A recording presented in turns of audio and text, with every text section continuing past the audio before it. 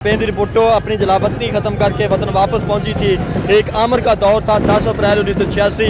तो ये सड़कें इंसानों से भरी हुई थी, तो क्या उसका रिकॉर्ड तोड़ दिया? बिल्कुल जी, उसका रिकॉर्ड तोड़ दिया। मैंने अपनी पूरी लाइफ में इससे बड़ा जलसा नहीं देखा। क्या मुख्तलिफ है इस जलसे में? मुस्लिम लीग नून ने और भी बड़े जलसे किए हैं। मैं कहता हूँ जो इस वक्त हालात बने हुए हैं, सफ़ेद पोश तबका पिस चुका था, तो लोगों को एक होप नजर आई है कि मियाँ साहब आएंगे और इंशाल्लाह ताला यकीनन तबाही होनी थी ना, वो हो गई। मेरा ख्याल है इससे ज्यादा नहीं हो सकता। अब इंशाल्लाह क्या वजह है कि उनके अपने भाई की हुकूमत रही तब वो वतन वापस नहीं आए, अब हुकूमत खत्म होगी तो अब वतन वापस आए? हमारा दीन भी ये कहता है कि जब दुश्मन आपके ऊपर हावी है या गालिब आ रहा है तो आप बैकफुट पे आ जाए। क्या मुझे बताएं, प्रोडक्टिव काम कौन सा होगा?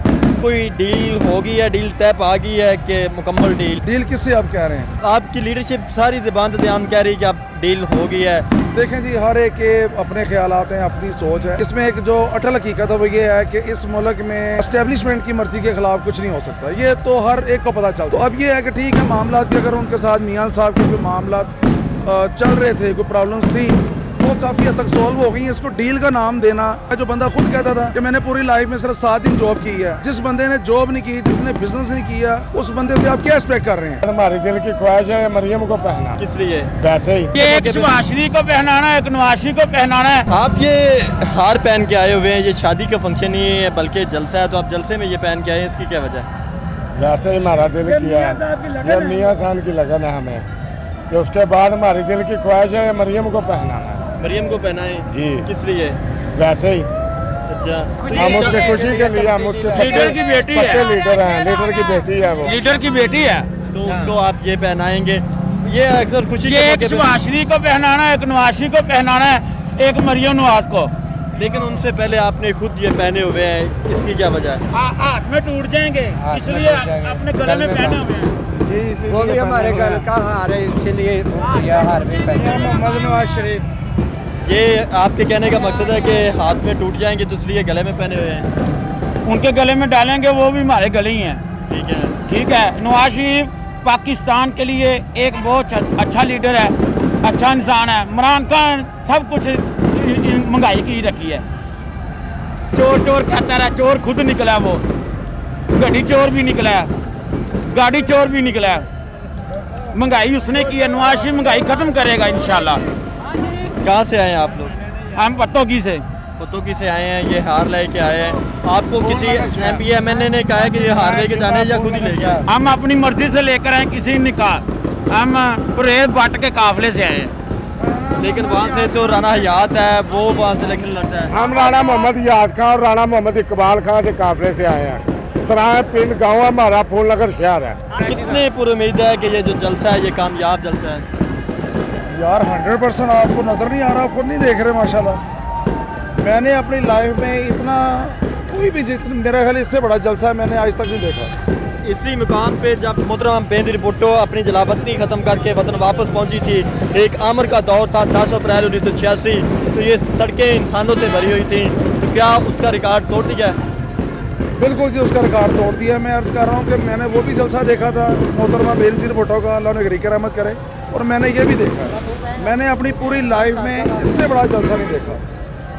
क्या मुख्तलिफ है इस जलसे में? मुस्लिम लीग नून ने और भी बड़े जलसे किए हैं, आज के जलसे में मुख्तलिफ आपने क्या पाया? इसमें लोगों में जो जोश व जज्बा है ना जी, मतलब लोग मायूस हो चुके थे। मतलब मैं कहता हूँ जो इस वक्त हालात बने हुए हैं, सफ़ेद पोश तबका पिस चुका था, तो लोगों को एक होप नज़र आई है दोबारा कि मियाँ साहब आएंगे और इंशाल्लाह ताला यकीनन मतलब ये हालात बेहतरी की तरफ जाएंगे। जितना मुल्क की बर्बादी होनी थी, जितना तबाही होनी थी ना, वो हो गई। मेरा ख्याल है इससे ज़्यादा नहीं हो सकती। अब इंशाल्लाह क्या वजह है कि उनके अपने भाई की हुकूमत रही तब वो वतन वापस नहीं आए, अब हुकूमत खत्म होगी तो अब वतन वापस आए हैं, इसकी क्या वजूहत है? देखिए ये बात जो सी है ना, हर ज़बानी सा दो आम पे है, सबको पता है कि उस वक़्त जो अदलिया थी, बिलखसूस जो ओपन चीफ जस्टिस साहब मौजूद थे, वो सबको पता था कि फ़ैसले किस तरह के आ रहे हैं। तो उस वक़्त यानी हमारा दीन भी ये कहता है कि जब दुश्मन आपके ऊपर हावी है या गालिब आ रहा है तो आप बैकफुट पे आ जाए। तो अब ये है कि वो तो आना और आके तो वो फिर अगले की तस्लील करना और उठा के फिर अंदर, वो तो इंतकामी कार्रवाइयाँ हुई हैं ना। क्या मुझे बताएं, प्रोडक्टिव काम कौन सा होगा? तो अब कोई डील होगी या डील तय आ गई है कि मुकम्मल डील? डील किससे आप कह रहे हैं? कि जो केसेस वगैरह ख़त्म हो जाएंगे, सब चीज़ें वाइंड अप हो जाएंगी और आपका चांस, आपको मौका आपको दिया जाएगा। अब आपकी लीडरशिप सारी ज़बान दयान कह रही कि अब डील हो गई है। ख्वाजा आसफ ने दो रोज़ कबल ये टीवी के ऊपर भी कहा है कि मैच फिक्स हो गया है। मैच 2 महीने पहले फिक्स कर लिया था हमने। देखें जी, हर एक के अपने ख्यालात हैं, अपनी सोच है।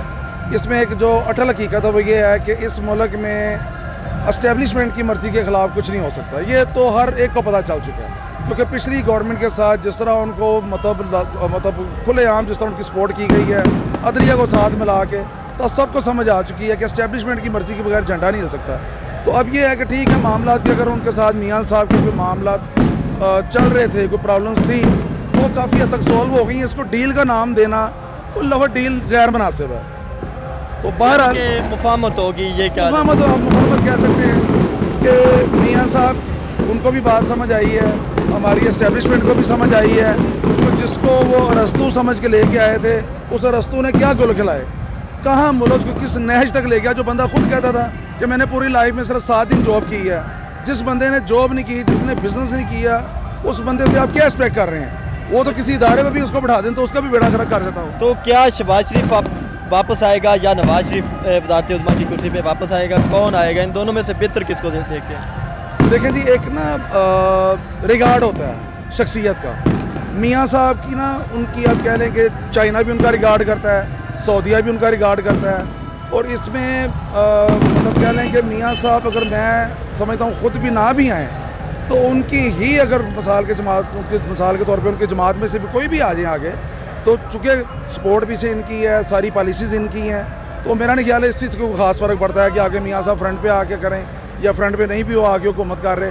तो इसमें कोई मज़ायका नहीं है। लेकिन ये है कि जो मुल्क देखें, जितनी अनसर्टेनिटी थी, चाइना आपका साथ छोड़ गया था, सीपे के साथ क्या हुआ, जिस तरह उसको सबूताज किया गया, और जो हमारे सऊदीया ने जिस तरह हमारे से हाथ खींच लिया था, सारे दुनिया के मुल्क तो हमारे जितने दोस्त ममालिक थे सारे नाराज़ हो चुके थे। तो एक मियां साहब की शख्सियत का ये खासा है। आप ये देखें कि एक कॉमन सेंस की बात है कि मियां साहब, अभी उनके पास कोई ओहदा नहीं था, जला वतनी की ज़िंदगी गुजार रहे थे वो।